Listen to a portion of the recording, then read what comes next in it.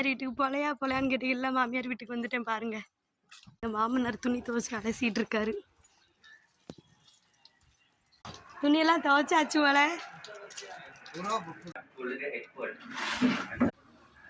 இது ஒரு வீடு, அப்புறம் இது ஒரு வீடு. இப்போ மாடியில் போய் பார்க்கலாம். பக்கம் வீடு பார்த்துருப்பீங்க. இப்போ நான் மாடிக்கு போய்கிட்டு இருக்கேன். மேலே மாடியில் பிரண்டை, டேபிள் ரோஸு, அப்புறம் மல்லிகைப்பூ செடி இந்த மாதிரிலாம் கொஞ்சம் வச்சுருக்காங்க.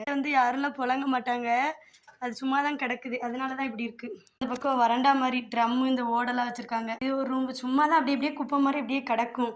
யூஸ் பண்ணலை, இதனால் யூஸ் பண்ணாதான் அது பாட்டு கிடக்கு. இங்கே ஒரு டேபிள், சோஃபா அந்த மாதிரி கிடக்கு.